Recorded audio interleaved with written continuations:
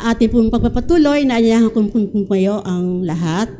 At samahan niyo po akong basahin sa banal na kasulatan ang pagbabatayan po ng ating mensahe ngayong umaga. Ito ay matatagpuan sa Bagong Tipan sa mga gawa o Acts, Kapitulo 20, mula sa 1 hanggang sa sumusunod na talata. Samahan niyo po ako. Go! At pagkatapos na mapatigil ang kaguluhan nang maipatawag na ni Pablo ang mga alagad at sila'y mapangaralan, ay nagpaalam sa kanila at umalis upang pumaroon sa Macedonia. At nang matahak na niya ang mga dakong yaon at maaralan na sila ng marami, siya'y napas sa Gracia. At nang siya'y makapagugol ng 3 buwan doon at mapagbakayan siya ng mga Hudyo, nang siya'y lalayag na sa Syria, ay pinasyan niyang bumalik na magdaan sa Macedonia. At siya'y sinamahan hanggang sa Asia ni Sopatro na taga-Beria, na anak ni Piro, at ang mga taga-Tesalonikang si Aristarco at si Segundo, at ni Gayo na taga-Derbe, at ni Timoteo, at ang mga taga-Asia, ang si Tikiko at si Trofimo. Datapwat nangauna ang mga ito at hinintay kami sa Troas.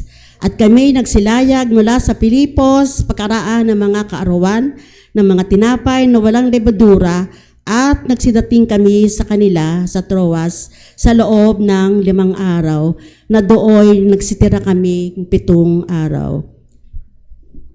Dagdag nawa ng Panginoon ang kanyang pagpapala sa pagkabasa ng ating salita. Makakaupo na po ang lahat.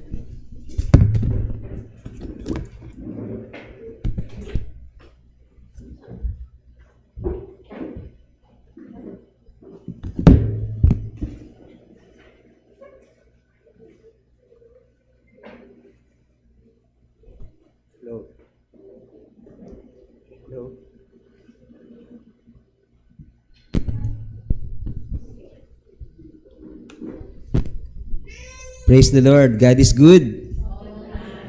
And all the time, God is good. Yun ay sa kabila ng marami tayong mga problemang kinakaharap sa ating buhay. Bago tayo pumunta ng church, dala-dala natin marahil yung mga problemang yun at pagsubok. At kaya naman tayo nagpupunta ng church ay dahil sa tayo ay may pagtitiwala sa Panginoon. Amen po? Na sa lahat ng ito ay ang Diyos ang tutulong sa atin upang tayo magtagumpay sa ating pamumuhay bilang anak ng Diyos. Patuloy po nating pinagbubulay-bulayan ang mga salita ng Diyos sa Book of Acts, sa third missionary journey ni Apostle Paul. At sa ating text po ay makita po natin na siya po ay galing sa Ephesus at tumungo sa Macedonia at maging sa Greece. Ang Greece po ay nasa bandang ibaba po ng Corinth, no? Or part po ng Corinth, ang Greece. At ito po ay nagsisilbing summary. Yung ating pong text ay parang summary po ng journey ni Apostle Paul mula po sa Ephesus hanggang dun sa paikot-ikot sa regions ng Macedonia and Greece. Okay? Sa inyong mga Bible, marahil ang heading na nakalagay po sa inyo sa ating talata ay Paul in Macedonia and Greece, no? Na pinapakita kung saan tumungo, no, si Apostle Paul sa kanyang paglalakbay upang patuloy na ipangaral ang salita ng Diyos at patatagin ang mga mananampalataya sa kanilang pananampalataya. Marami pong nangyari sa lugar na ito na kanyang nilibot. Isa na rito ay nakapagsulat siya ng aklat, no, or letter na siyempre siya inspired ng Holy Spirit nung kanyang sinulat ito, yung 1 Corinthians, 2 Corinthians at 3 Corinthians. Alam niyo ba na meron 3 Corinthians? Yung 2 Corinthians natin ngayon, yun yung dapat na 2 Corinthians. Hindi. Yung 2 Corinthians natin ngayon, yun yung dapat na 3 Corinthians. Kasi merong first letter na sinulat niya na for some reason ay nawala. Okay? Binanggit niya sa kanyang letter sa kanyang epistle. At So dito sa mga paglalakbay na ito, dito siya nagsulat no, sa Ephesus, sa Macedonia, sumulat siya ng letters no, sa mga taga-Korinto at doon sa Rome no, para nang sa gayon ay i-resolve yung mga problema na nire-report sa kanya ng mga kapatiran ng mga time na yon. Okay? Pero hindi po natin didiscuss yun dito ngayon sapagkat marami ang mga pwedeng ipakita ng Panginoon sa ating talata at ilan lang yun ating pag-aaralan po ngayon. So, interesado po tayo na malaman ang mensahe ng Diyos sa panahon ng Biblia, no, sa panahon na ito na kung saan sinulat ni Apostle ni Luke, ang Book of Acts, at kung ano naman yung mensahe ng Diyos para sa atin na pareho ng sa kanila. So, ngayong umaga pong ito ay tatalakayin po natin ang ilang mga katotohanan tungkol sa Acts chapter 19 verses 21 hanggang 41 kung saan si Paul ay patuloy na pinahayag ang salita ng Diyos sa Macedonia and Greece sa kanyang third missionary journey. Let's pray. Heavenly Father, we thank you once again for this morning. Salamat po sa iyong holy presence. Salamat sa inyong Holy Spirit, Lord, na kasama namin ngayon.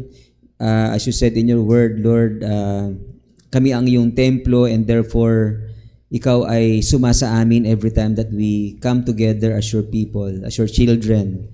So Lord, we thank you for your presence. We recognize, Holy Spirit, your presence in our midst at dalangin po namin na sa amin pong pagbubulay-bulay na inyong salita ay mabuksan ng aming puso't isipan, maging handa ang aming puso't isipan, Lord, sa pagtanggap ng inyong salita at anuman ang gusto mong ituro po sa amin, anuman ang mga gusto mong baguhin po sa amin through your word, we pray that you would allow us to accept all these things, Panginoon, with gratitude and thanksgiving sa inyo, Panginoon. Salamat po. Inyo pong gamitin na inyong lingkod at maging blessing po sa inyong mga anak sa pangangaral na inyong salita sa pangalan ni Jesus. Amen. Okay, chapter 20, verse 1. Hinighlight ko po dito yung pagkatapos na mapatigil ang kaguluhan. Ito po ay may kinalaman dun sa last week po nating lesson or sermon nung siya ay pinagkaisahan no, ng mga hentil sa pamamagitan ng leadership ni Demetrius na isang silversmith no, na nagsimula ng riot or kaguluhan dahil po nalulugi na sila sa kanilang negosyo sa pag-uukit or paglililak ng mga Diyos-Diyosan po na kanilang sinasamba na kung saan ay nirefute ni Apostle Paul sa kanyang preaching. Ano po? So dahil doon ay nagsimula ng kaguluhan tong sila Demetrio at ang kanyang mga kanegosyo dito po sa kanilang negosyo ng pagtitinda ng mga or paglililak no pag-uukit ng mga Diyos-Diyosan na sinasamba rin nila sa mga panahong yon. Ito'y napatigil lamang no dahil po dun sa isang town clerk no isang civil official ng kanilang lugar na kung saan ay nirerespeto nila at kasama rin nila sa kanilang relihiyon no na sumasamba rin sila sa Diyos nila na tinatawag na Artemis no. So naniniwala po ako na itong pagpapatahimik na ito ay hindi kayang gawin ni Apostle Paul, hindi kayang gawin ng sino mang mga believers that time maliban sa kamay ng Diyos. No? Ang Diyos ang kumilos para po mapatahimik ang kaguluhang ito sa pamamagitan ng isang tao din na unbeliever na ginamit niya para mapatahimik ang mga nagsimula ng gulo sa pamamagitan ni Demetrio. In other words, sino man sa atin no, na church leaders ay walang kakayanan na payapain ang anumang kaguluhan meron sa ating lipunan. Ano po? Wala tayong capacity to do that. No? Only God can do that. No? Siya lang ang may kapangyarihan na payapain ang ating mundo o anumang problema o kaguluhan na meron sa ating lipunan. Okay?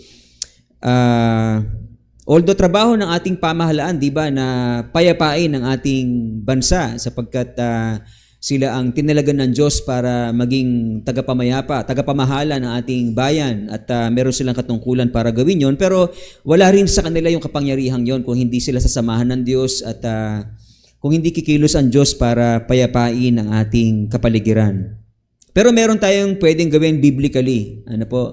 Na hindi natin kayang i-resolve ang mga problema sa ating bayan, sa mundong ito, sa kaguluhang mga nangyayari or mangyayari, pero meron tayong pwedeng gawin biblically. Ano po yun? Number 1, pwede tayong mag-pray, di ba? At in fact, ito po yung tinuturo ni Apostle Paul kay Timothy sa 1 Timothy chapter 2 verses 1 and 2. First of all, then I urge that supplications, prayers, intercessions, and thanksgiving be made for all people. Sa verse 2, for kings and for all who are in high positions, that we may lead a peaceful and quiet life, godly and dignified in every way. So, alam ng Diyos na wala tayong capacity na lutasin ang anumang kaguluhan merong sa mundong ito, sa ating lipunan. Kaya ang pwede niya lang ituro sa atin sa pamamagitan ni Apostle Paul ay manalangin. We can pray for our nation, we can pray for the world, no? Nang sa gayon ay sa kaunting panahon ay maranasan natin yung kapayapaan sapagkat darating din ang panahon, di ba, na ang mundo ay palala ng palala in terms of wickedness, katulad na nangyari sa Old Testament na kaya ginunan ng Diyos ang hindi lang Sodom and Gomorrah, kundi yung sa panahon ni Noah, hindi ba? Sapagkat nagiging wicked na yung lahat ng mga tao at sinasabi ng mga Bible scholars na paulit-ulit lang na nangyayari yon or mangyayari yon throughout history. So, kaya mararanasan din natin eventually, no, sa darating ng mga panahon yung sinasabi sa Bible na magkakaroon ng mga paghihirap, kaguluhan, lawlessness, no, sapagkat ang mga tao ay hindi lahat ng tao ay nagpapasakop sa kalooban ng Diyos. Hindi lahat ng tao ay born again, hindi lahat ng tao ay sumasampalataya sa Kanya. Kaya't wala tayong pwedeng gawin, no, kundi tinuturuan tayo ng Diyos na manalangin. Manalangin po tayo para sa lahat ng tao, para sa mga nasa posisyon na sila ay pagpalain ng Diyos, bigyan ng karunungan ng Diyos, magkaroon ng takot sa Diyos para mag-implement sila or sa batas sila ng mga bagay na kalooban ng Diyos, no, sapagkat marami mga batas na sinusulong, di ba, na hindi naman kalooban ng Diyos, at kahit kailangan manalangin po tayo. In fact, di ba, kahit nananalangin na po tayo ay nakakalusot pa rin yung mga batas na hindi kalooban ng Diyos. Sapagkat hindi na rin natin mapipigilan kung ano yung i-prophesy na sa scripture na ang mundong ito ay pabagsak ng pabagsak in terms of morality, no? Kung kaya't kailangan palitan ng Diyos ang lumang lupang ito, lumang langit na ito ng isang bagong langit at isang bagong lupa na doon po tayo dadalhin ng Panginoon magpakilanman. Amen po? Alright? So, at pangalawa po, pwede tayong mag-shine, no? Hindi lang tayo pwedeng mag-pray, we can shine. Sabi po sa Matthew chapter 5 verse 16, let your light shine before men so that they may see your good works and glorify your Father in heaven. Diba? So, yun po yung pinag-uutos sa atin ng Panginoon to shine by setting an example of godliness. No? Yung godliness na yun ay nagpo-produce ng good works, no? Ng mga mabubuting bagay, mga gawaing makadiyos at kabutihan sa ating kapwa, lalo tigit sa ating family, sa ating church. Ano po? So, magliwanag po tayo. Yun ang pwede nating gawin para nang sa gayon ay mabawasan ang kaguluhan. Di ba? Kung naguguluhan tayo sa sanlibutan ito, edi ikaw ang gagamitin ng Diyos para magsilbing halimbawa ng kaliwanagan. Di ba? Kung madilim ang daigdig, ikaw ang magsisilbing liwanag sa daigdig na ito na kung saan nagliliwanag ka dahil nasa iyo ang kaliwanagan ng Diyos, ikaw ay pinaghaharian ng Panginoon na siyang totoong ilaw. Okay? So, patuloy lang tayong gumawa ng kabutihan, no? Samantalang ang iba ay nanggugulo, tayo naman ay gumagawa ng mabuti ayon sa kalooban ng Panginoon. Sa ganung paraan, nagliliwanag tayo at nakikita yun ng mga tao at hindi yun for our glory, kundi for the glory of God. Nang sa gayon, masabi ng mga tao na tunay nga na may Diyos na nagbabago ng buhay. Kasi ikaw nagbabago, hindi ba? Ikaw ay dating hindi naman tumutulong, ngayon tumutulong ka. Dati kay nagmumura pero naalis yung pagmumura mo. So binabago ka ng Diyos at nagiging patotoo yun sa mga tao. Yung good works na yun ay nagsashine sa mga tao na nagpapatotoo na merong Diyos na nagbabago ng buhay. Amen po? Alright? At pangatlo ay i-proclaim natin si Christ. No? Sa ganung paraan, yung mga namumuno, yung mga nasa pamahalaan ay maborn again at sila po yung manguna doon sa ating lipunan, sa katuwiran. Di ba? Nakatuwiran ng Diyos na sila ang mag-exercise doon po sa kanilang sa pinagkatiwala sa kanila ng Panginoon na trabaho, no, na pamahalaanan ng ating gobyerno, no, ating pamahalaan. Of course, hindi lang tayo sa pamahalaan or hindi lang concern natin ng mga nasa pamahalaan para sila ay makakilala sa Panginoon, kundi yung lahat ng mga tao nasa ating paligid. No po? Patuloy tayo mag-share ng gospel na sa gayon mabago ang buhay ng mga tao at dumami pa ng kahit papaano ang mga taong binabago ng Diyos. At doon po tayo makakaasa na merong mangyayaring maganda sa ating kapaligiran sapagkat merong dumadami yung mga kumikilala sa Panginoon, may takot sa Diyos at nagpinagahari ang Panginoon sa kanilang buhay. Okay?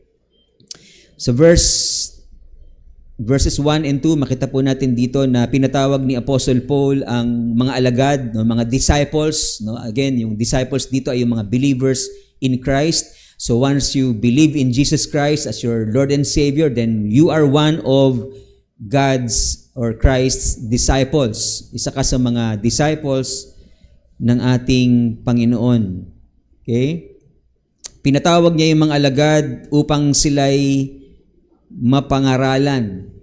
Okay? Yung word na mapangaralan, sa ibang translation po ninyo ay, ang nakalagay doon ay to encourage. Parang magkaiba ng konti yun, di ba? Pero sa pangangaral, meron ding encouragement. Pero ang pinanggalingan nitong salita ay parakaleo, nang ibig sabihin ay encourage. At kaya naman sa ibang Tagalog translation, yung Tagalog Popular Version ay ang ginamit doon ay pinalakas ang kanilang loob. Okay, pinalakas ang kanilang loob. Okay? Bago siya doon naman sa Macedonia din, di ba? Itong unang kanyang encouragement ay sa Ephesus nung siya ay makapunta na sa Macedonia. Ganun pa rin ang ginawa niya, no, na sila ay maaralan. Para kaleo pa rin yung ginamit na nandun yung encouragement. Okay? Encouragement pa rin yung kanyang purpose ng pangangaral. Alright? So ano yung truth na makita po natin dito? Kasama sa layunin ng Diyos sa atin ng mga believers or disciples ng Panginoon na magsama-sama para magpalakasan. Okay? Kaya tayo nagtitipon as a church, as God's disciples or Christ's disciples ay para tayo ay magpalakasan. At hindi lang ito sa mga dalawang magkapatid sa pananampalataya na sila ay nagpapalakasan or sa isang small group, kundi ito ay pagpapalakasan ng entire church. Pinatawag ni Apostle Paul ang mga believers, yung church doon po sa Ephesus para i-encourage. Okay? Mag-reflect tayo ng kaunti po dito sapagkat merong iba kasi na may mindset na parang feeling nila hindi na sila kailangan pumunta ng church. Kasi pwede naman sila mag-pray sa kanilang bahay, pwede sila mag-worship sa kanilang tahanan. Well, hindi ganito yung pinapakita ng scripture, di ba? Sa atin. Ang ginagawa ng early church ay pinapatawag yung church, nagsasama-sama sila para sa encouragement, no? At ang encouragement na yun ay through the Word of God. Okay? So hindi dinesign ng Diyos ang iglesia para tayo maghiwa-hiwalay o magkanya-kanya, kundi tayo pinagsasama niya upang sa gayon ay palaksin niya tayo ng kanyang salita. Hello? So alisin na po natin sa ating isipan kung meron man sa atin na nag-iisip na hindi niya kailangan magsimba, hindi niya kailangan sumama sa mga pagtitipon, hindi po ganon ang kalooban ng Diyos sa atin bilang mga mananampalataya. Okay? Pinapakita po sa ating sa talatang ito na mahalaga na tayo magtipon-tipon para sa Kanya sapagkat nais ng Diyos sa tayo tumatag sa ating pananampalataya dahil kung hindi tayo tatatag sa ating pananampalataya, pwede tayong bumagsak, di ba? pwede tayong mapalayo sa Diyos, pwede po tayong mahatak ng mga maling guro, mga maling mga false prophets at mailayo tayo sa ating Panginoon. So we need to come together as a church so that we can help build one another up. Sa Hebrews chapter 10 verse 25, sabi po ni of course hindi malinaw kung sino yung ginamit ng Lord na writer, ang iba sinasabi si Apostle Paul din. Sabi sa Hebrews chapter 10 verse 25, let us not give up the habit of meeting together as some are doing. Instead, let us encourage one another. So you see, we come together as a church so that we can encourage one another all the more since you see the day of the Lord is coming nearer. Okay? Every time na ginagamit ni Apostle Paul yung salitang encourage one another, nire-relate niya yon dun sa pagdating ng Panginoon sapagkat malapit na dumating ang Panginoon. Therefore, let's encourage one another na walang isa man sa atin ang maligaw, di ba? Walang isa man sa atin ang madapa at malayo sa Panginoon, kundi magpalakasan tayo para bago dumating ang Panginoon, tayo'y handa, di ba? Matatag sa Panginoon na nagpapatuloy, na naglilingkod sa Kanya, sumasamba at ginagawa ang Kanyang kalooban at patuloy na namamalakaya ng mga tao. Ang Tagalog po nun ng Hebrews 10:25, huwag nating pabayaan ang ating pagkakatipon. Sabi mo nga sa tabi mo yun, huwag pabayaan ang ating mga pagtitipon. Alright? Huwag nating pabayaan ang ating pagkatipon na gaya ng ugali ng iba, kundi mangag-aralan sa isa't isa. At lalo na kung inyong namamalas na nalalapit na ang araw. Okay? Sabi mo nga sa katabi mo, malapit na dumating ang Panginoon. Ayan. Nung sinabi ni Apostle Paul to, that was 2,000 years ago, di ba? So sila, inisip nila malapit na yung pagbabalik ng Panginoon. 2,000 years na yung lumipas, so lalong mas malapit na, di ba? Yung pagbabalik ng ating Panginoon. So therefore, let's come together as a church. Let's not give up together. Let's not give up meeting together so that we can encourage one another all the more. So, merong ilang mga reasons why we come to church. Number one, we come with a grateful heart, di ba? Bakit? Sapagkat tayo ay makasalanan, di ba? Tapos narinig natin yung gospel. Maaring ako yung iba sa inyo, ako yung narinig na nag-preach at kayo ay tumugon sa Diyos ng may pagsisisit pananampalataya, or iba yung preacher na inyong narinig.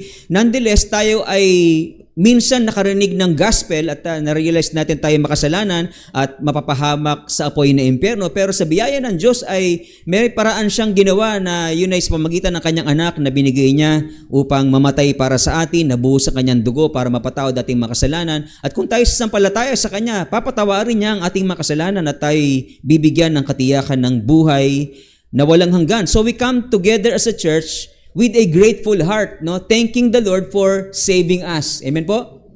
Right? So, ganun dapat yung attitude natin when we go to the church, no? When we come together, or when we gather as a church, no? Tayo po ay punong-puno ng pasasalamat sa Diyos, no? Kaya, nakakalito kung hindi magiging excited ng isang believer na mag-church, di ba? Sapagkat naroon siya para magpasalamat sa Diyos, di ba? At yung pagkapasalamat na yun, dapat hindi matatapos sapagkat grabe yung pabor na binigay sa atin ng Panginoon, di ba? Yung kanyang forgiveness and yung hope of eternal life with Him ay hindi natin pwedeng masuklian, di ba? Hindi natin pwedeng mabayaran sa Diyos kahit wala tayong sawa na magpapasalamat sa Kanya as we come together as a church, no? At pangalawa din, ano pang reason na ating pagtitipon? We come to church to be strengthened through God's word. At ang word na yon ay inaawit natin, di ba?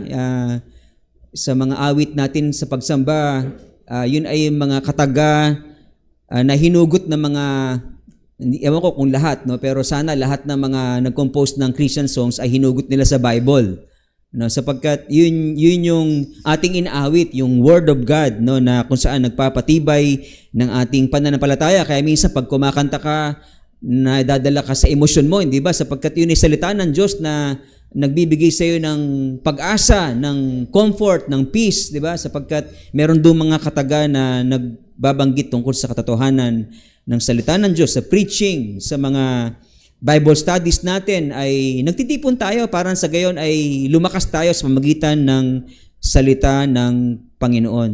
Number 3, we come to church to help strengthen the weak. Nagpunta tayo para mapalakas at nagpunta rin tayo sa church, nagpupunta tayo para magpalakas din ng mga nanghihina naman, di ba? Sapagkat hindi sa lahat ng pagkakataon malakas tayo, kaya tayo kailangan ng strengthening, di ba, ng ibang believers. Pero minsan malakas tayo at merong mahina na tayo ang gagamitin ng Lord to strengthen a brother or sister in the Lord. 1 Thessalonians chapter 5 verse 14, pinapakiusap namin mga kapatid na inyong paalalahanan ng mga tamad, pasiglahin ang mahihinang loob at kalingain ang walang kaya. Pagtiyagaan ninyo silang lahat. No? Napakaganda ng salitang pagtiyagaan ninyo silang lahat sapagkat meron sa atin talaga palagi, no, paulit-ulit na nagfe-fail. Pine-fail si Lord, nangihina sa kanilang pananampalataya. So we are patient with them and we are here to encourage them, to strengthen them by God's word. Hindi tayo magpapalakas sa kanila kundi yung word of God na sinasabi natin sa kanila upang sila ay tumatag sa kanilang pananampalataya. Number 4, isa pang reason why we come to church is to build up God's church through service. Okay? Sa Ephesians 4:11, sabi ni Apostle Paul sa mga taga-Efeso, may tinalagaan Diyos sa church na evangelist, merong prophets, merong apostles, merong pastors, teachers, no? At ang role ng mga leaders na ito, spiritual leaders na ito ay i-equip ang church, no? Kayo, yung mga believers, equip ang believers para magawa ninyo yung ministry. So andito kami bilang lingkod ng Diyos para i-equip kayo para kayo ang gagawa ng ministry. Hindi yung pastor ang gagawa ng ministry, kundi kayo ang gagawa ng ministry for the building up of the church. Kapag kayo ginagamit ng Lord, ni Lord, na nagmi-minister sa church, then you are fulfilling yung design sa inyo ng Diyos na kayo ay maging ministers. Okay, hindi lang kami ang ministers, kundi kayo bilang tinetrain parang sa gayon ay tumatag ang iglesia. Okay, so kaya tayo nagpupunta ng church para matrain at the same time, habang tayo natitrain, magamit yung ating buhay para palakasin ang church sa anumang kaparaanan, kung ano yung gift na pagkakalob sa inyo ng Diyos para yon sa pagpapatatag ng church. So you are here to build up God's church, okay, by the gifts that God will allow you to receive. Okay? So bakit ka nasa church? Ito ba yung mga dahilan kung bakit ikaw ay nasa church, o dahil pinilit ka lang o napilitan ka o anumang dahilan na maaaring hindi kasama sa mga ito? Well, pwede nating i-recommit ang ating buhay para itama ang ating motive in coming to church. We are here para po tayo ay magbigay ng pasasalamat sa Diyos. Nandito po tayo para mapalakas ang salita ng Diyos. Narito po tayo para palakasin din yung iba sa kanilang kahinaan at maglingkod sa Diyos sa ikatatatag ng iglesia. Sa verse 3, medyo malalim yung ginamit dito sa salitang mapabakayan. Naintindihan niyo ba yun? Mapabakayan. Yan. Ha? At nang siya'y makapag-google na ng 3 buwan doon at mapabakayan siya ng mga Hudyo nang siya'y lalayag sa Syria. Ano yung mapabakayan? Ang root word nito sa Greek ay epibule. Okay, epibule. Yun po ay plano na against kay Paul. Okay, o kaya ay plot to kill, no? Eventually sa doon po sa Acts chapter 23 na po, verse 12, ni-reveal po kung anong klaseng plot ito. Ito ay plot to kill. Okay, ito ay isang plano na ipapatay si Apostle Paul. So merong ilang mga Hudyo na doon sa Acts chapter 23 verse 12 na sila po ay gumawa ng isang pangako. Okay, sila ay may vow na hindi sila iinom ng tubig, no, o kakain man lang hanggat hindi po nila napapatay si Apostle Paul. Alright? Yan po yung plot na yan, mapabakayan. Parang hindi natin nagagamit yung salitang yun, no? May plano, may masamang plano. Okay? Kaya siya ay hindi na po sumakay ng barko. Kasi kung sasakay siya ng barko at may plot to kill siya, anong mangyayari? Di aabangan lang siya dun sa port, di ba? So madali siyang matutunton. Kaya hindi po siya sumakay ng barko at siya naglakad na lang pabalik sa Macedonia. Right? I believe ito ay may kinalaman dun sa instruction ng Panginoon sa proclamation ng gospel. Sabi sa Matthew chapter 10 verse 16 ng ating Panginoon mismo, "Ngayon sinugo ko kayo na parang mga tupa sa gitna ng mga asong gubat, maging matalino kayo gaya ng mga ahas at matapat gaya ng mga kalapati. Be wise as a serpent and be gentle as a dove." Okay? Ito ay may kinalaman sa proclamation ng gospel. Pag pinreach daw natin ng gospel, sabi ng Panginoon, be wise as a serpent. Kasi ano ba yung ginagawa ng serpent? Pagka merong danger. Di ba yung ahas naman, di naman talaga nangangagat yan eh. Hindi ka agad kakagatin yan. Kung hahabulin mo at na-corner mo, dun siya pwedeng pagtanggol yung sarili niya sa'yo. Di ba? Lalaban siya sa'yo pagka ganun. So, in other words, pag may danger, katulad ng ahas, be wise. So, umalis ka doon. So may danger kay Apostle Paul sapagkat may plot sa kanya na siya papatayin. So kinakailangan niyang sundin yung instruction ng Panginoon to leave that place so that siya ay patuloy pa magamit ng Panginoon sa ministry. Okay? So I believe ito may kinalaman doon sa instruction na yun ng Panginoon. Alam to ng mga believers na sinabi ng Panginoon na pag may danger, then tularan natin ng wisdom na meron sa mga ahas, alright, na umiiwas sa danger. Okay? Sa panahong ito, nakaiwas si Apostle Paul sa imminent danger. Okay? Pero, dumating din yung panahon na siya po ay ipinapatay din. Sabi sa tradition po na si Paul ay pinugutan ng ulo because of his faith in Jesus Christ. So, naging martir siya dun sa Rome. Alright, doon siya pinugutan ng ulo ayon sa tradisyon. Ibig sabihin, yung mga Hudyo na nakasaksi ng mga pangyayari pagkatapos ng Bible times, kasi tapos nang naisulat yung Bible, pero andyan pa rin yung mga Hudyo, di ba? Andyan pa rin yung mga Christian Jews. So, na-witness sila kung paano namatay ang mga apostles. At si Apostle Paul ay alam nila na siya'y pinatay, pinugutan ng ulo dahil sa kanyang pananampalataya kay Kristo doon sa Rome. So, bagamat gusto ng Panginoon na tayo umiwas sa mga dangers, pero pag panahon na para tayo ay kunin ng Panginoon sapagkat tapos ng ating mission sa lupa, then hahayaan na niya na mangyari ang lahat na maaring hindi pabor sa atin. Pero in fact, yung death, even yung death ay pabor pa rin sa atin yun, di ba? Sapagkat kung tayo mamatay man, saan tayo pupunta? Sa pili ng Diyos, di ba? Sa kanyang kaharian. So, wala tayong dapat ipangamba. At walang lugi sa atin, mamatay man tayo. Kaya si Apostle Paul, hindi siya takot mamatay. Sabi niya, for me, to live is Christ and what? To die is gain. Okay? Ang iba naman, hindi to die is gain. Today is gain. Ngayon, gusto nilang mag-gain ng mag-gain. Pero si Paul, ang buhay niya ay para kay Kristo lamang. Okay? So, ito pong suffering na to na dinadanas ni Apostle Paul ay alam niya na sa simula pa lang, di ba, ng pagkakatawag sa kanya ng Diyos at hindi siya natinag sa mga pagsubok na yon, sa mga suffering na yon. Siguro kung tayo si Apostle Paul, may kaduwagan tayo, baka nag-quit na tayo sa ministry, di ba? Sapagkat ang hirap-hirap naman sa ministry, hindi naman ako maintindihan ni ganito, ni ganyan sa mga ginagawa ko, hindi man lang ako mapansin sa mga ginagawa ko. Parang ang simple pa nga ng mga dahilan natin, nag-quit na tayo. Pero si Apostle Paul, hindi siya nag-quit kahit kamatayan yung kanyang kakaharapin sa kanyang pagdilingkod. Amen po? Alright? So ang tanong po sa atin, handa ka pa din bang maglingkod sa Diyos pag alam mo na sa paglilingkod sa Kanya ay merong suffering? Even yung death, no? Kaya mo ba yung harapin sa paglilingkod sa Panginoon? Kayo na po yung sumagot niya sa Panginoon, but yun ang buhay natin sa Panginoon. Maaring minsan may mga, or maaring hindi lahat naman pinaparanas ng Diyos na tayo mamatay para sa Kanya.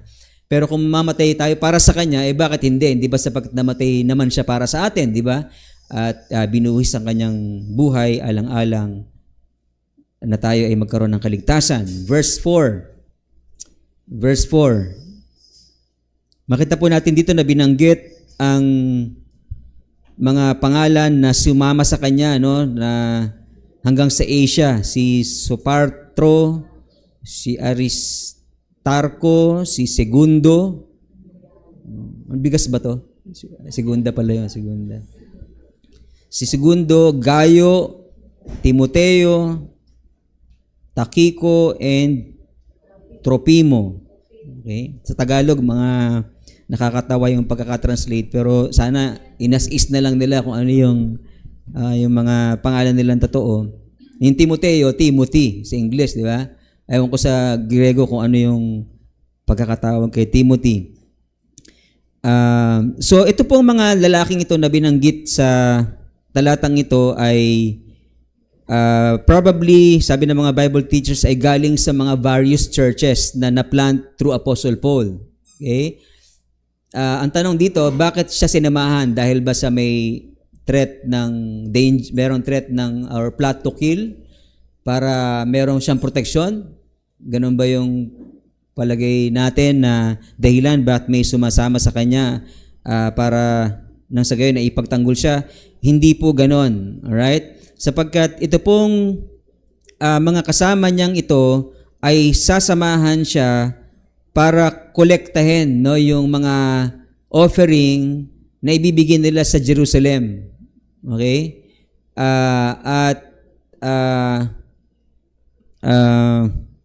So hindi po sumama yung mga ito para maging protection ni Apostle Paul, kundi para sa kapakanan ng iglesia na makakolekt sila ng offering at ibibigay dun sa mga mahihirap doon sa Jerusalem. Okay? Sa 1 Corinthians chapter 16 verses 1 to 3, bakit po natin nasabi yon? Sapagkat sabi po dito, tungkol naman sa tulong sa mga kapatid sa Judea, ito po yung ang Judea po ay sinasakop po nito ang Jerusalem. Gawin ninyo ang tulad ng sinabi ko sa mga iglesia sa Galacia. Tuwing unang araw ng Sanlinggo, magbukod na ang bawat isa ng halagang makakaya at tipunin iyon upang hindi na kailangan pang manghingi ng abuloy pagparian ko. Pagdating ko riyan, bibigyan ko ng sulat ang mga taong pipiliin ninyo upang magdala ng inyong tulong sa Jerusalem. So sa bawat churches may pinipili na magdadala ng offering sa Jerusalem. Okay? So yun yung mga sumama kay Apostle Paul. Hindi sumasama yon para proteksyonan si Apostle Paul, sapagkat si Apostle Paul hindi takot mamatay. For me to live is Christ and to die is gain. Sumasama yon sapagkat may instructions si Paul sa bawat churches na kanyang na-plant, okay, ay merong collection na gagawin at yung collection na yon, yung offering na yon ay gagamitin saan? Church budget ba yon? Ano ba yon? Para ba yun sa mga pastor? Para ba yun sa mga building project? No. Gagamitin yon para sa mga mahihirap doon sa Jerusalem. Sapagkat naalala po natin, di ba, ang unang tumugon para tumulong sa Jerusalem ay ang Antioch, yung first Gentile church. At yun ay dahil sa prophecy ni Agabus na siya ay nilid ng Holy Spirit para i-prophesy yon na magkakaroon ng tagutom sa buong mundo. So apektado yung Jerusalem. Samantalang, di ba, doon nga nang gagaling yung mga widows na kailangan din ng tulong, di ba? Binibigyan sila ng tulong ng mga kapatiran. So doble-doble yung pangangailangan doon sa Jerusalem. So ang Antioch ang unang nag-send ng offering, tapos si Apostle Paul ay lumilibot sa mga churches na na-plant through Asia, sa Mediterranean world, at merong mga representative bawat churches. Okay? Nakasama niya para magdala ng offering doon sa Jerusalem. Okay? So, ang nangyari, kaya nga lilinawin natin dito, di ba, na yung offering na to ay offering para sa mga mahihirap. Kaya hindi natin pwedeng gamitin yung talatang ito para i-encourage ang mga tao na mag-tithes. natin kasi itong 1 Corinthians chapter 16, 1-3, nandun pa naman yung ginagamit nating madalas, di ba, na tuwing unang araw ng Sanlinggo, magbukod kayo, ang bawat isa ng mahalagang makakaya niya, ipunin ito para pagpunta ko riyan ay hindi na ako maghingi pa ng mga abuluyan. Okay? So, at dito sinabi ni Apostle Paul na God loves the cheerful giver. So, yung God loves the cheerful giver, cheerful giving yon para sa mga poor. Okay? Kaya tayo, di ba, nagpaplano tayo na bukod sa ating offering, every Sunday, meron pa tayong isang offering box na gagamitin natin yung offering box na yon para sa mga poor. Okay? Doon tayo mag-encourage ng mga kapatiran to give generously, to give with cheerful heart. No, doon po sa pagbibigay ng tulong sa mga nangangailangan. Okay? Pero maganda ring i-reflect dito na yung daughter churches na na-plant throughout Mediterranean world, ito pa yung tumutulong sa mother church. 'Di ba? Ang mother church ang Jerusalem. Okay? Tapos ang mga local churches na plant doon sa Mediterranean world ay daughter churches. Pero yung daughter churches pa ang tumutulong sa mother church. Magandang kunan ng reflection. In fact, no, sa reflection natin dito, meron dalawang bagay na nais kong ipakita. Una, ang mother church sa Jerusalem ang tinutulungan ng daughter churches. At pangalawa, ang daughter churches sa Jerusalem ay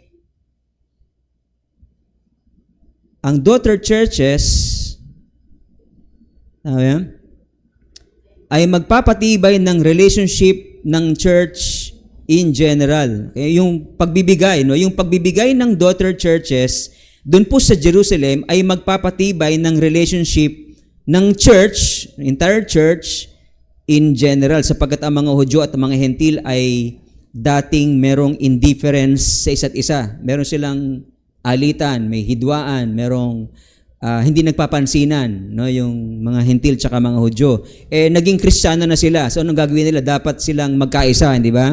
At itong pagbibigay na ito ng mga Hentil sa mga Hudyo ng offering, dahil sila nangangailangan, mag-develop ito ng kanilang relationship as a church. Mag-strengthen ng kanilang relationship as a church. Number 1, doon muna tayo sa number 1. Ang mother church sa Jerusalem ang tinulungan ng daughter churches. Okay? Ngayon, kung iisipin mo, no? Kasi ewan ko sa inyo kung paano kayo magbasa ng Bible, pero I would suggest na pag nagbabasa kayo ng Bible, mag-meditate tayo. Okay? I-meditate natin kung ano yung pwedeng mensahe ng Lord sa atin, na mensahe din ng Lord sa kanila.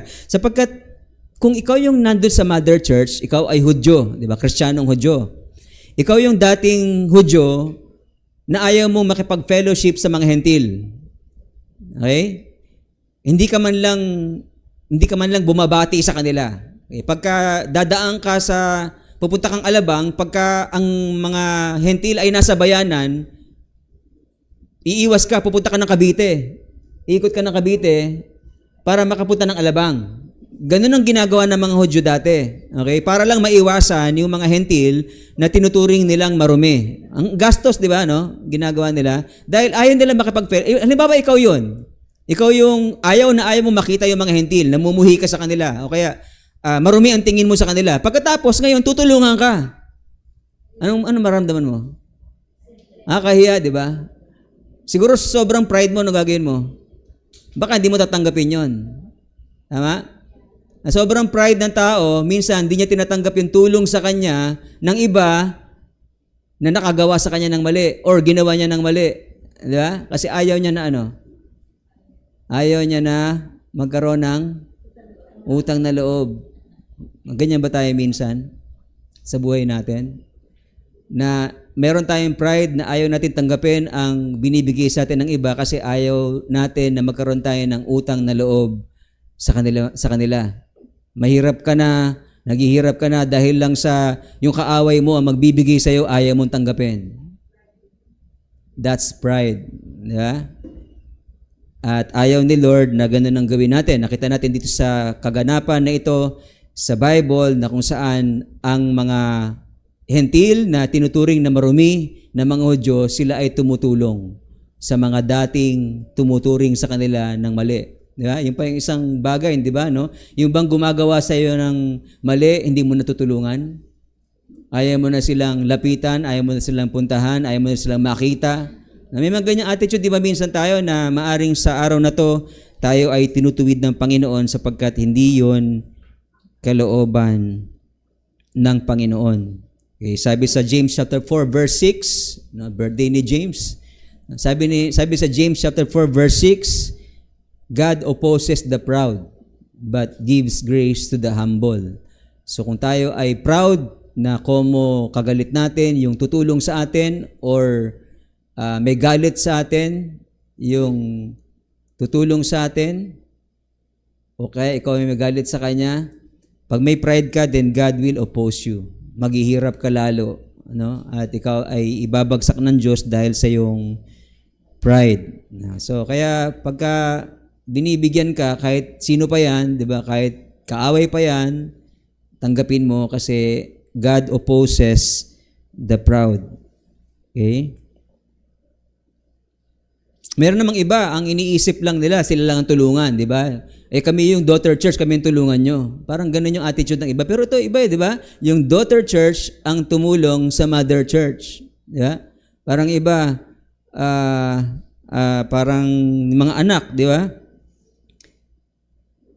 Sila pa ngayon ang tumutulong sa mga magulang. Tama lang yon, di ba? Kung tayo sa pagdating ng panahon na kailangan na tayo ng mga magulang natin, tama lang na pagsilbihan natin mga magulang at hindi yung tatanggihan ng mga magulang. Tama? Di ba? Sapagkat nung tayo mga musmus pa, dumi tayo ng dumi, sila naman linis ng linis, di ba? Ngayon naman, sila naman ang magiging parang baby, tayo naman ang mag-aalaga sa kanila. Yun ay pagtanaw ng utang na loob at dapat lang natin nagawin yon. Meron bang magulang na, hindi, wag niyo na katulungan? Meron bang gano'n? Yung iba siguro na meron pa hanggang sa mga pagtandaan nila, di ba? Sapagkat meron pa silang kinikitang malaki, meron silang natatanggap na pension na malaki. So parang wag na. Meron ako narinig na gano'n. Sabi niya sa mga kamag-anak niya, wag niyo na akong pasalamatan, no? Talagang responsibilidad ko na tulungan ko kayo. 70 plus na siya, no? Na kumikita pa hanggang sa age na yon. So but then of course okay lang na magpasalamat tayo, di ba? Pasalamatan natin lahat ng mga tumutulong sa atin. Bottom line po, let's help one another in times of need, di ba? Pagka meron nangangailangan, kabati mo man o kaaway man siya, then let's help one another in time of need.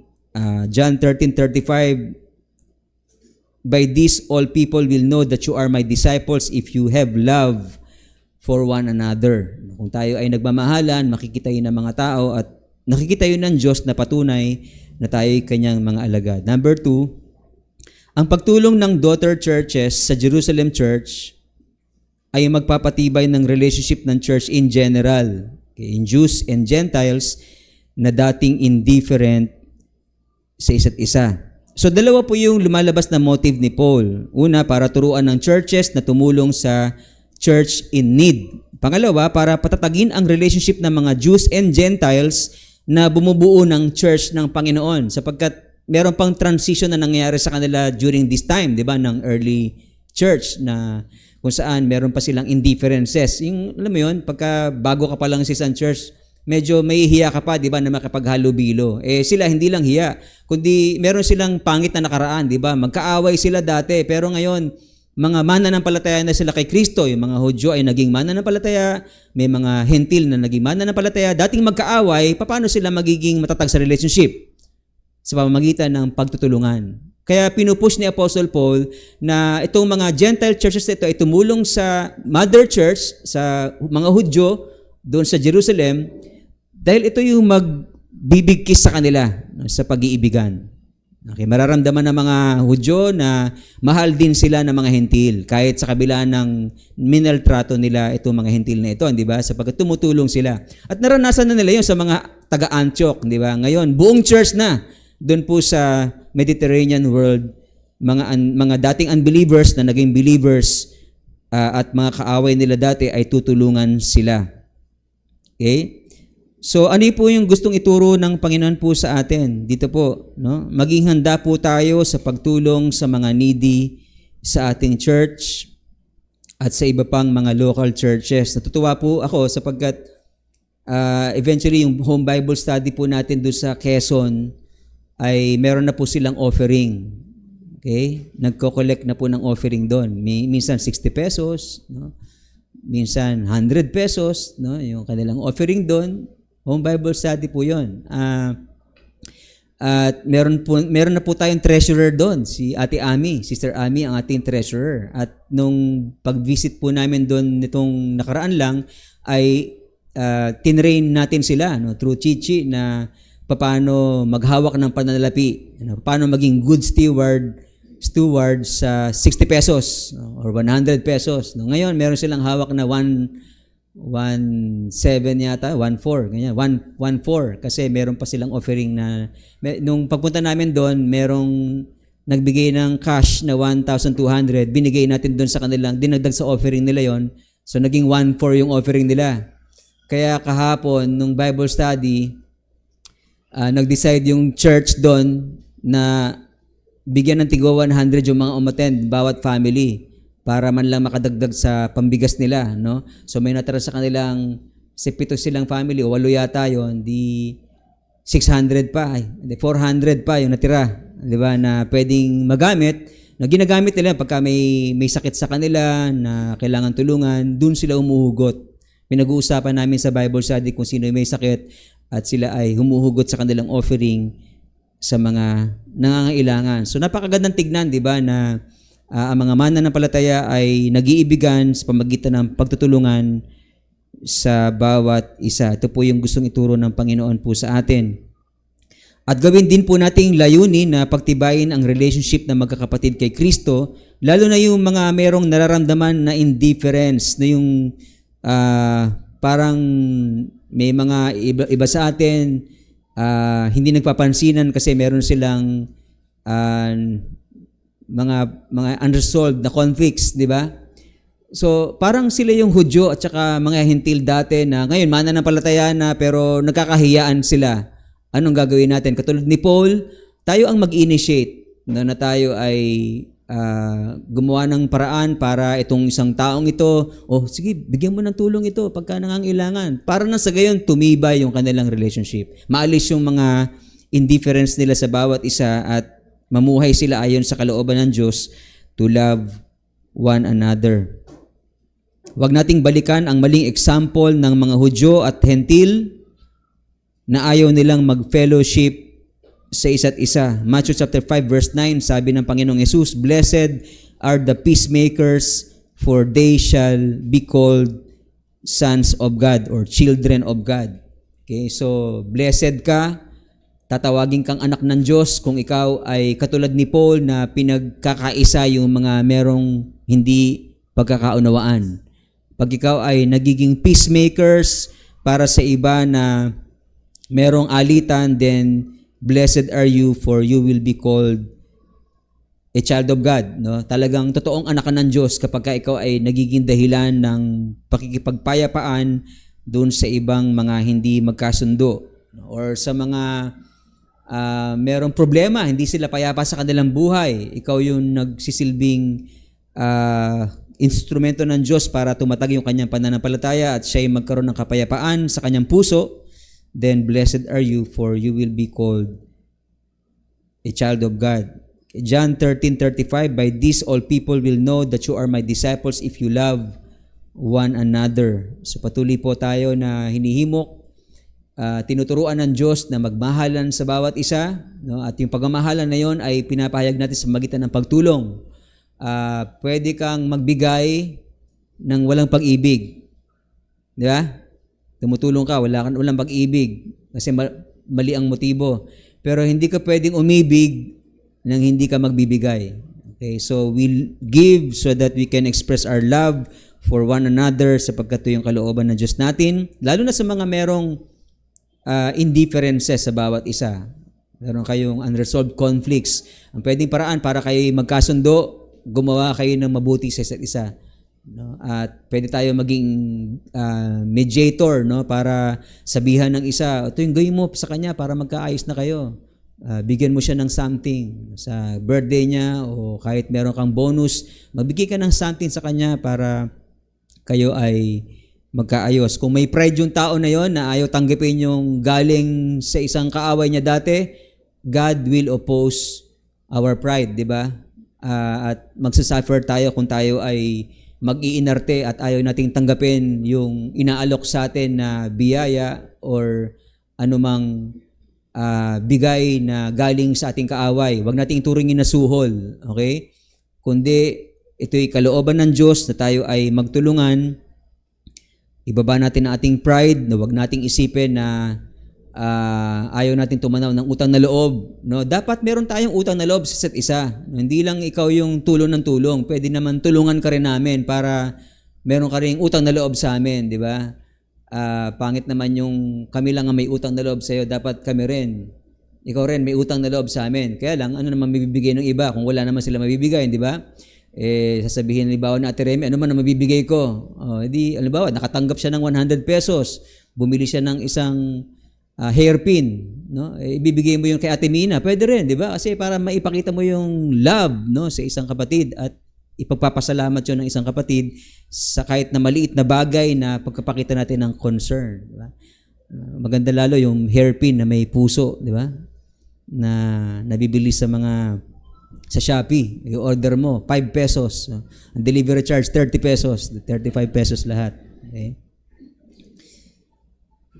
Luke chapter 6, verses 32 hanggang 36, kung ang iibigin lamang ninyo ay ang mga umiibig sa inyo, ano pang gantimpala ang inyong hihintayin? Kahit ang mga makasalanan ay umiibig din sa mga umiibig sa kanila. At kung ang gagawin lamang ninyo ay ng mabuti, ay yung gumagawa sa inyo ng mabuti, ano pang gantimpala ang inyong hihintayin? Kahit ang mga makasalanan ay gumagawa rin nito. Kung ang pahihiramin lamang ninyo ay ang mga taong inaasahan ninyo makapagbabayad sa inyo, anong gantimpala ang inyong hihintayin? Kahit ang mga makasalanan ay nagpapahiram din sa mga makasalanan sa pag-asang ang mga ito'y babayaran o makakabayad. Sa halip, ibigin ninyo ang inyong mga kaaway at gawin ninyo sila ng mabuti. Magpahiram kayo na hindi umaasa ng anumang kabayaran. Sa gayon, malaking gantimpala ang tatamuhin ninyo at kayo'y magiging mga anak ng kataas-taasan sapagkat siya'y mabuti sa masama at sa mga hindi marunong tumanaw ng utang na loob. Maging mahabagin kayo gaya ng inyong Ama. Ito po yung ating siselyuhan ng communion.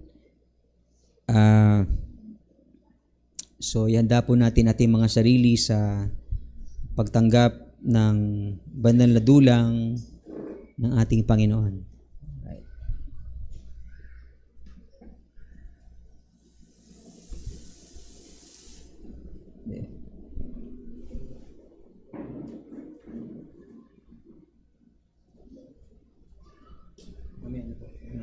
Diyan lang po kayo sa...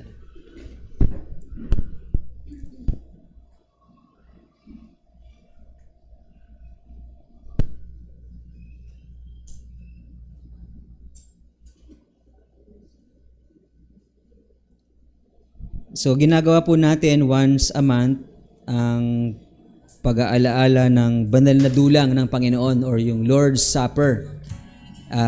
Hindi natin pinapractice ng gabi yung Lord's Supper, kahit yung Lord's Supper ay hating gabi ginawa ng Panginoon, pero madaling araw actually yung ginawa, diba? Sa hating gabi, midnight. Yung iba, sa sobrang meticulous nila sa pag-observe or pag-apply ng Bible truths, talagang midnight sila nagtitipon para tularan yung example sa Bible. Pero hindi naman sinabi ni Lord na ganun ka meticulous tayo in terms of applying itong katotohanan ito. Ang mahalaga, maalala natin na minsan ang Diyos ay nakipagtipan at pumipili siya ng sino mang gusto niyang makatipan niya, at ang mga pinipili niya ay yung mga sumasampalataya sa kanyang anak na si Jesus. So kung ikaw ay sumasampalataya sa Panginoong Jesus bilang iyong Lord and Savior, then ginawa kang part ng Diyos sa covenant relationship na ito. Tandaan po natin, ito pong Lord's Supper ay tungkol sa tipanan ng Diyos sa kanyang mga katipan. Sino yun? Yung church. Ang katipan ng Diyos ay ang church. Pag sinabing katipan, ito po ay covenant ng dalawang parties na kung saan sila ay mangangako sa bawat isa. Ang Diyos walang problema, tapat siya sa pangako natin, di ba? Pero tayo may problema, hindi tayo minsan tapat sa ating pangako sa Kanya. Pero dun sa covenant relationship na yon, ever since sa Old Testament, ang practice nila ng covenantal relationship ay through a symbol of blood. No? Sinisil nila ng blood yung kanilang covenant relationship. Okay, kaya yung inaalay na mga malinis na hayop sa Old Testament, no, ang ginagawa ron, hinahati po yung katawan po noon nung inaalay na yon. Tapos yung tao na makasalanan ay tatawid doon po sa hinating sacrifice. No, na ang paalala sa kanya, kapag ka ikaw ay bumigo sa pakikipagtipan sa Diyos, sa iyong covenant sa Diyos, ganito ang mangyayari sa iyo. Mamamatay ka. Di ba, no? Ilang beses tayo nag-fail sa Lord sa covenant relationship natin sa Kanya. Marami na, di ba? Ba't di pa rin tayo namamatay? It's because of God's grace. Na meron siyang laging pagpapatawad sa atin sa mga kasalanan po natin. Kaya nga, every time that we administer ito pong Lord's Supper, humihingi tayo ng Diyos sa ating mga kasalanan nang sa gayon maging karapat dapat po tayo sa pagtanggap. Dahil kung hindi tayo hingi ng tawad, mamatay tayo, di ba? Sa biyaya niya kaya tayo nabubuhay at sa pamagitan ng kanyang pagpapatawad, tayo ay nakakatayo sa kanyang harapan. Okay? So ito po again ay tipanan between God and His church. Ang church na yon ay composed of believers in Christ. Kaya ang iniimbitahan po natin sa gawaing ito ng pag-aalaala ng banal na dulang ay yung mga mananampalataya kay Kristo. Kung ikaw ay nagpahayag na ng iyong pananampalataya kay Kristo, then you are free to join. Welcome ka na mag-participate sa Lord's Supper. Pero pagka hindi ka pa mananampalataya, we suggest that you refrain. At kung gusto mong mag-join or gusto mong maging believer, pwede ngayon gawin mo na isuko ang buhay mo sa Panginoon. Magsisi ka sa iyong mga kasalanan at paghariin si Jesus sa iyong buhay, tanggapin mo siya bilang iyong Panginoon tagapagligtas. Then, kung gagawin mo yon, ang Lord gagawin niya yung part niya. Papatawarin ka sa iyong mga kasalanan at gagawin ka niyang kanyang anak at magiging part ka ng kanyang church at meron ka ng pagkakataon na makibahagi sa banal na dulang na ito. Okay? So, pinakita rin sa 1 Corinthians chapter 11 verses 23 hanggang 29 ang role natin or part natin sa covenantal relationship natin sa Diyos. Ano po 'yon? Sinabi po sa mga talata sa 1 Corinthians na ang ating part doon sa covenant relationship ng Diyos sa ating Diyos ay yung faithfulness. Saan? In terms of proclaiming the gospel. No, sabi sa mga talata, no, sapagkat tuwing kakain kayo ng tinapay na ito at iinom sa sarong ito ay pinapahayag ninyo ang kamatayan ng Panginoon hanggang sa muling pagparito niya. So when we take ito pong symbols na ito ng blood ng Panginoon, pinapahayag po natin yung kamatayan ng Panginoon hanggang sa muling pagparito niya.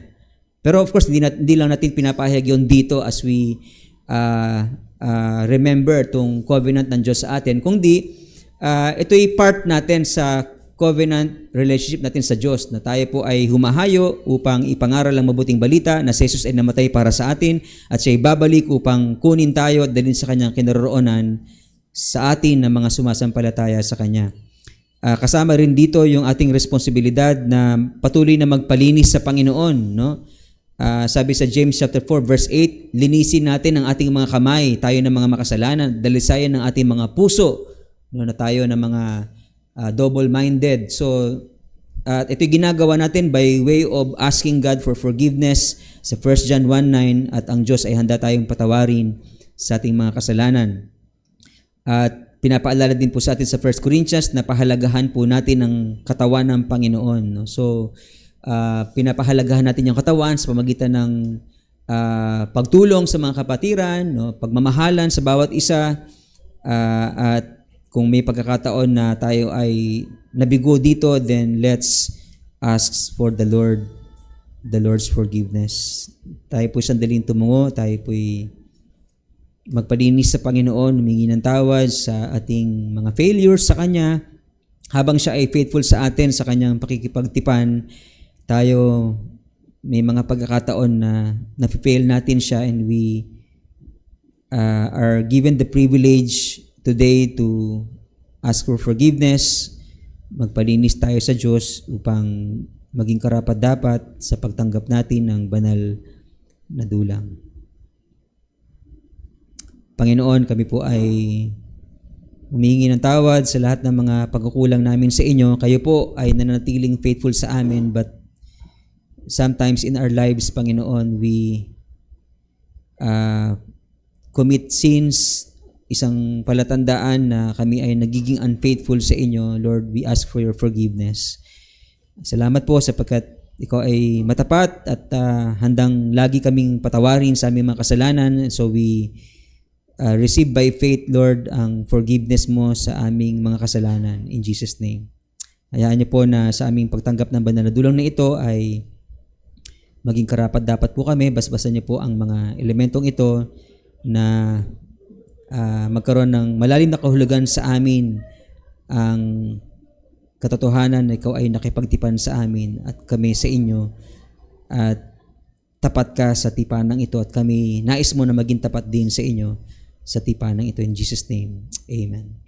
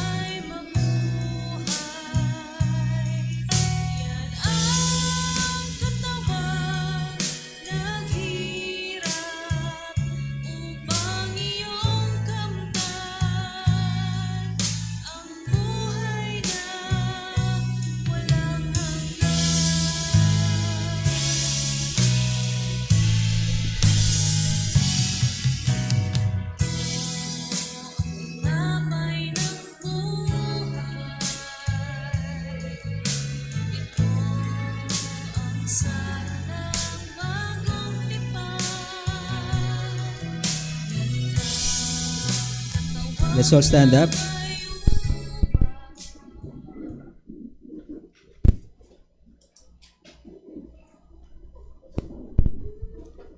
Ito ang aral na tinanggap ko sa Panginoon at binibigay ko naman sa inyo.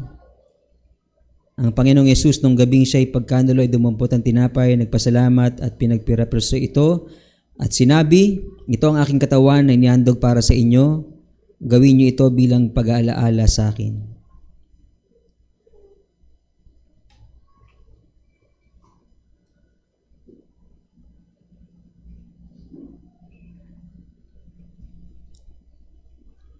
Gayun din naman matapos maghapunan ay hinawakan niya ang saro at sinabi, ang sarong ito ang bagong tipan na pinagtitibay ng aking dugo.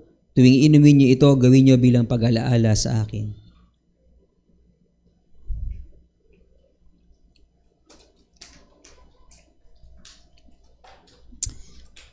Heavenly Father, once again we thank you, Lord, for your great love for all of us, Panginoon. Salamat po sapagkat ikaw ay nahabag sa amin.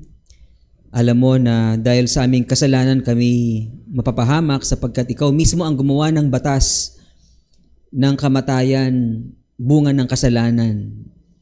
Ngunit ikaw rin ang gumawa ng paraan para sa aming kaligtasan. Salamat po sapagkat pinadala mo ang iyong anak na si Jesus upang siya ang mamatay para sa amin. na kung kami sasampalataya sa Kanya at maniniwalang sa pamagitan ng Kanyang dugo ay merong kaming kapatawaran at buhay na walang hanggan sa iyong piling, ay tutuparin mo ito sa amin, Panginoon. Kami papatawarin mo at bibigyan ng buhay na walang hanggan. Kaya't nung minsan sa buhay po namin na narinig po namin ang gospel, first time na marinig po namin ang gospel, or maaring second time, or many times na, at minsan sa buhay namin, tumugon kami sa inyo ng may totoong pagsisisi at pananampalataya sa inyo. Doon mo rin tinotoo ang iyong pangako, Panginoon, na kami pinatawad mo at pinagkalooban ng karapatan sa iyong kaharian, ng buhay na walang hanggan, Panginoon, na makakapiling mo kami sa iyong walang hanggang piling, Panginoon, sa iyong kaharian. So maraming salamat sapagkat out of many, Panginoon, kami yung pinili mo para maging part ng iyong church, Panginoon, ng iyong family, ng iyong kingdom. Ito'y through your grace, by faith in your Son, Jesus Christ. Salamat sapagkat sa karamihang yon ng mga tao, Panginoon, kami ay naging part ng privilege na ito na maging part ng iyong family. Pero Lord, inaamin din po namin ng mga times na sa inyong katapatan sa amin, minsan hindi namin kayo nasusuklian ng dapat ding katapatan sa inyo. Kaya nagpapasalamat kami sapagkat still you remain faithful to us. Pinapatawad nyo kaming patuloy sa aming mga kasalanan at ginagawang banal sa inyong harapan hanggang sa araw ng pagbabalik ng inyong anak na si Jesus. Holy Spirit, thank you so much sapagkat tumahan ka sa amin nung mga panahon na kami tumanggap kay Jesus bilang aming Panginoon tagapagligtas. At dama namin ang inyong presensya sa aming buhay sapagkat binago mo ang aming puso, binago mo ang aming pag-uugali, pag-iisip sa mga maling bagay. Nakita namin at nakikita patuloy sa aming buhay ang unti-unting pagbabago sapagkat kumikilos ka sa buhay namin para baguhin kami. Sinasaway kami sa mga mali at ginagabayan sa lahat ng mga katotohanan. Holy Spirit, we thank you for your continuous ministry sa aming buhay. And we continue to declare, Lord, ang aming submission sa inyo, ang aming allegiance to you, ang aming obedience, Panginoon, sa iyong will. Lord, salamat po sapagkat napakabuti mo sa amin. Meron din kaming iba pang mga kakilala, kamag-anak, kaibigan na hindi pa lubos na naintindihan ng mabuting balitang ito, Panginoon.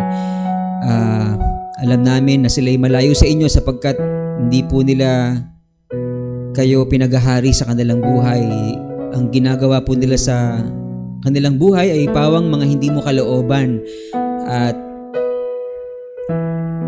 nawa dalangin po namin na ma-realize nila ang kanilang sinfulness, katulad namin na sinners, na maramdaman yung need ng isang Savior, Panginoon.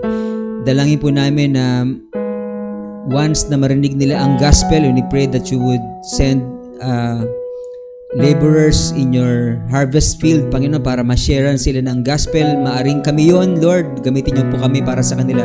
At sa panahon na marinig nila ang gospel, Lord, we pray that they will respond to you in repentance and faith, Lord Jesus.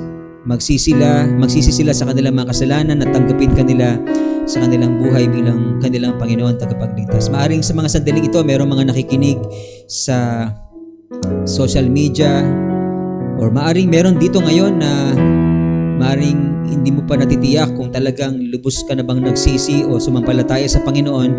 Maaring mong gawin ngayon yon sa Panginoon, sa Kanyang harapan. Magpakumbaba ka sa Kanyang harapan, aminin ang iyong mga kasalanan, magsisi ka, talikuran ng mga ito at magbalik loob sa Diyos at tanggapin mo si Jesus sa iyong puso bilang iyong Panginoon at tagapagligtas. Lumapit ka sa Diyos, sabihin mo lahat ito sa Kanya mula sa iyong puso na ikaw ay nagsisisi na at tinatanggap siya sa iyong puso bilang iyong Panginoon tagapagligtas upang paghariin mo siya at maging tapat ka sa Kanya hanggang sa araw ng kanyang pagbabalik o sa huling araw ng ating buhay.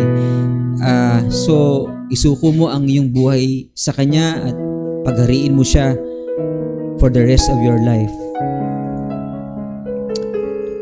Maaring may iba sa atin na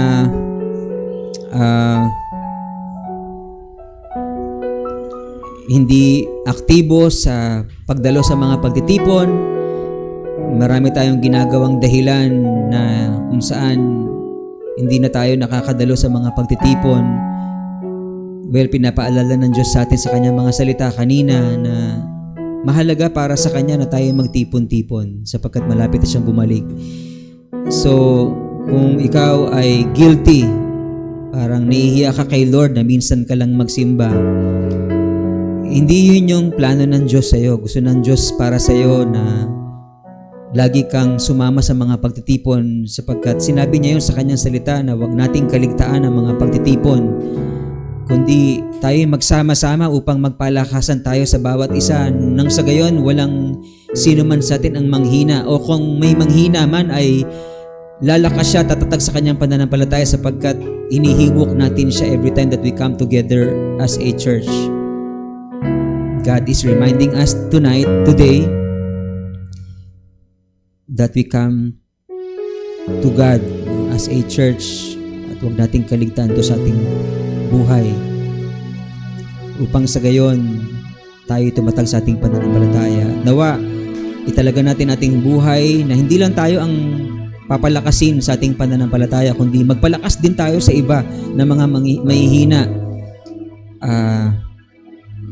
Tumulong tayo sa anumang kaparaanan sa mga nangangailangan at pagkaisahin, pagbatiin ang sino mang may alitan. Nawa, gamitin tayo ni Lord na Kanyang instrumento na maging peacemakers sa ating mga kapatid na mayroong mga unresolved conflicts. Lord, we pray then, Panginoon, for our members who are sick. Lord God, we pray, Panginoon, for your healing grace to be upon them. Every Wednesday, we mention them in prayers by names, Panginoon. Lord, you know them by name. Yung pong mga hindi po namin na isusulat sa aming mga prayer list, alam mo rin ang kanilang kadalagayan ngayon, and we pray, Father God, for your healing grace to be upon them. Si Brother Toti kailan lang may sakit, Lord, we pray for your healing touch to be upon him. At sino man sa amin may karamdaman, maging ngayon sa mga sandaling ito, pwede mong hilingin sa Diyos ng may pananampalataya ang kagalingan sa pangalan ni Jesus. Pwede mong hawakan ang part ng iyong katawan na may sakit at humiling ka kay Lord ng may pananampalataya at sabi ng Panginoon, ipagkakaloob niya sa atin ang anumang ating hilingin by faith in His name. So Lord, we trust by your through your promise that in Jesus' name, Lord, we pray for your healing grace to be upon us in the name of Jesus Christ. We believe by faith that we are healed, Panginoon, in the name of Jesus Christ. Ano man ang kalooban nyo sa amin, we will accept it and we will trust you all the more, Panginoon, sa lahat ng mga ito. Maging sa mga kapatiran namin may mga material needs, Lord, we pray for your provision, Panginoon. Iba sa amin ay kulang ang kanilang tinatanggap na sweldo, namumroblema po sila kung paano nila mababayaran ang kanilang mga bills, mga pang-araw-araw na pangangailangan. Lord, we pray for your provision to be upon them. Ano man ang mga rason kung bakit kami naghihirap, ipakita mo rin po sa amin. Maaring meron kaming kasalanang ginagawa, maaring merong mga dapat kaming bitawan mga maling bagay na nag-hamper ng blessings mo para sa amin, or nagiging dahilan kung bakit kami naghihirap sapagkat hindi kami nagsisipag. Nakakalimutan namin maging diligent, maging honest sa aming transactions. Lord, we pray that you forgive us, O God, and help us to be discerning, Panginoon, maging wise, maging diligent, maging masipag, katulad ng mga langgam ayon sa sinasabi mo sa Proverbs, Panginoon, na tularan namin na kanilang example na sila ay nagtatrabaho tuwing tag-araw upang sa mga panahon ng bagyo sila ay merong kakainin. Lord, we pray that you will grant us wisdom katulad ng mga langgam, upang sa gayon kami ay patuloy na sumagana at maging blessing kami sa aming mga pamilya at sa iyong church lalo na, Panginoon, na naibigay namin ang mga nararapat na kaloob para sa inyo bilang sign ng aming allegiance sa inyo. We thank you for our brothers and sisters who will be celebrating their birthdays and anniversaries. Lord, we pray that you will continue to bless them and grant favor, Panginoon, sa kanilang mga prayers and heart's desires according to your will. Lord, we pray for your empowerment, Panginoon, sa amin na sa araw-araw ay umaharap ng mga tukso at pagsubok, Panginoon. Minsan nagfe-fail kami dahil maaring kami ay prayerless sa mga panahong yon, and you are teaching us to pray and to ask for your empowerment, Panginoon. So right now, in the name of Jesus Christ, Lord, we pray for your empowerment sa amin through your Holy Spirit. We pray that you fill us today with your holy presence, Panginoon. Mapuno kami ng inyong presensya. Minsan na kaming tinahanan ng inyong Santong Espiritu nung kami tumanggap sa inyo bilang aming Panginoon tagapagligtas. Pero gusto mo na kami ay mapuno ng banal na Espiritu, hindi mapuno ng alak, kundi mapuno ng banal na Espiritu. Lord, kaya naman sa mga sandaling ito, palakasin niyo po kami, Panginoon, patatagin sa aming pananampalataya upang sa pagharap namin sa mga tukso at pagsubok, Panginoon, magtatagumpay kami sapagkat ikaw ang nagpapalakas sa amin at ikaw ang nagbibigay ng kapangyarihan sa amin na ma-overcome ang evil with good. Lord Jesus, thank you so much.